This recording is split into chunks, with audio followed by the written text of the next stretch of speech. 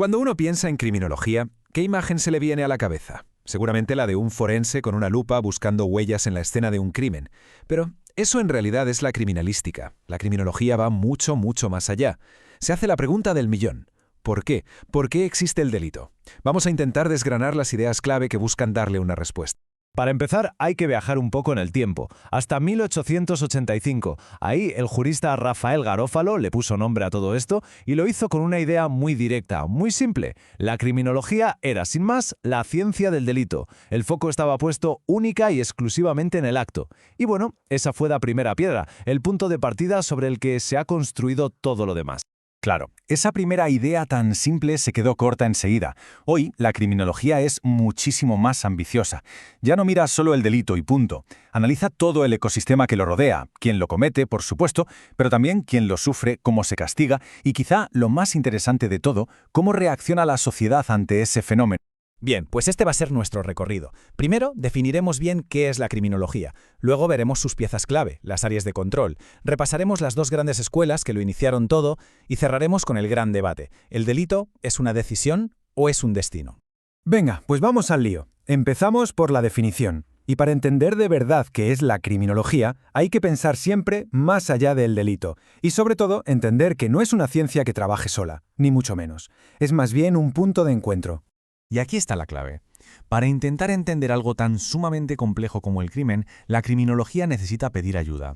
Bebe de la psicología para intentar meterse en la mente del delincuente, de la sociología para analizar el entorno, del derecho penal para saber qué es y qué no es delito.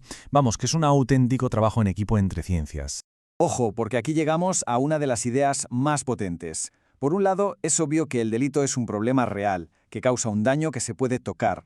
Pero por otro lado, es una construcción social. Pensemos en ello. Lo que hoy es un delito gravísimo, hace 100 años a lo mejor ni existía. Lo que aquí es un crimen, en otro país puede ser legal. La criminología estudia precisamente ese doble juego entre el daño real y cómo la sociedad decide qué es y qué no es delito. Vale, entonces, si la criminología es como un gran rompecabezas, ¿cuáles son exactamente las piezas que lo forman? Vamos a ver cuáles son los objetos de estudio sin los que un criminólogo no puede trabajar. Son estas 6. Las 6 piezas clave. No vale con mirar solo el crimen, el acto. Hay que entender al delincuente, hay que entender a la víctima, cómo la sociedad intenta controlarlo, qué tipo de pena se aplica y el fenómeno en su conjunto, la criminalidad. Si te dejas una sola de esta pieza fuera, es que la foto completa no la vas a entender nunca. Y aquí se produce un cambio de mentalidad brutal, ¿eh? La criminología moderna ya no quiere ser solo una ciencia teórica, de biblioteca, de estudio. No, pasa de la teoría a la acción. Su gran objetivo hoy en día no es solo entender por qué pasan las cosas, sino sobre todo prevenirlas. Intentar intervenir antes de que ocurra el delito. Esta cita de Marcelo Fuentes lo explica de maravilla. El concepto de criminalidad no es un número abstracto en una estadística. No, es la realidad del día a día en una zona concreta. Es saber qué tipo de robos son más comunes, si hay más estafas por Internet, si los problemas ocurren más de noche. Es, por así decirlo, tomarle el pulso al delito en un lugar y un momento determinados. Muy bien, ya tenemos las piezas del puzzle. Ahora, ¿cómo encajan? Vamos a ver cómo organiza la criminología todo este ecosistema y, lo más importante, cómo intenta la sociedad mantenerlo bajo control.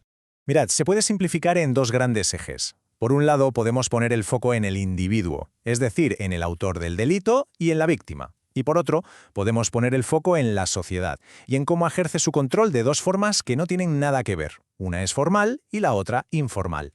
El control formal es el que todos conocemos, el más evidente. Son las instituciones que el Estado crea por ley para mantener el orden. Vamos, lo que viene siendo la policía, los jueces y los tribunales. Y por último, las cárceles. Es la respuesta oficial del Estado frente al delito.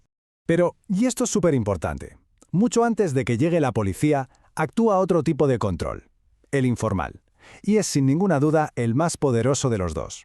Son esas normas que no están escritas en ninguna ley, las que nos enseña la familia, la escuela, los amigos.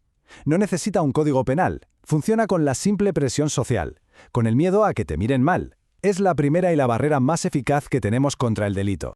Venga, volvemos a la máquina del tiempo, porque todo este pensamiento moderno que hemos visto en realidad se apoya en un debate histórico, en un choque de ideas brutal que dio forma a la criminología. Y todo el debate que llega hasta nuestros días arranca con estos tres nombres. En el siglo XVIII, Beccaria y Bentham pusieron los cimientos de lo que se llamó la escuela clásica. Pero un siglo después, en 1876, llegó un señor italiano, Cesare Lombroso, y ¡boom!, lo puso todo patas arriba con una idea que fundó la otra gran escuela, la positivista. Y aquí tenemos el gran choque de trenes intelectual. Para los clásicos, la cosa estaba clara. Delinquir es una elección libre, racional. Una persona pone en una balanza los pros y los contras y decide. Pero para los positivistas, con Lombroso a la cabeza, esto era un disparate. Decían, ¿qué elección? No hay elección posible.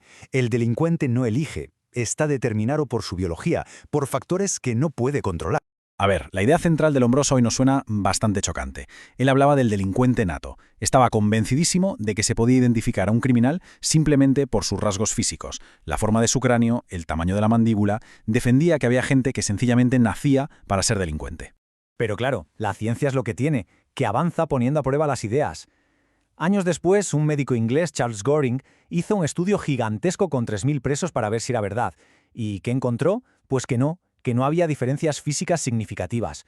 Fue un golpe demoledor para la teoría de Lombroso. Y con todo esto sobre la mesa, llegamos a la pregunta final, al debate que empezó con estas dos escuelas y que de alguna manera sigue muy vivo hoy. Al final el debate se reduce a esto. Por un lado, el libre albedrío, la idea de que estamos en una encrucijada y tenemos la libertad de elegir qué camino tomar, el bueno o el malo. Y por otro, el determinismo, la idea de que no hay encrucijada, solo hay un camino, una cadena de causas y efectos que nos lleva a un único resultado posible. Nuestro destino ya está escrito. Y la pregunta del millón es, ¿cuál de las dos ideas ha ganado en la práctica, en el mundo real? Pues de forma abrumadora, el libre albedrío.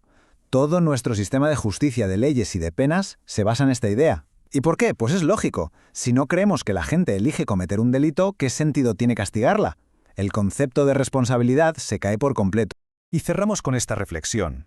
Aunque todo nuestro sistema legal se base en que delinquir es una elección, la ciencia no para de encontrar factores sociales, psicológicos e incluso biológicos que nos empujan en una dirección u otra. Entonces, la pregunta sigue en el aire. ¿El delito es una elección totalmente racional o es en muchos casos una consecuencia casi inevitable de un montón de factores? La respuesta, como casi siempre, seguramente no está en los extremos.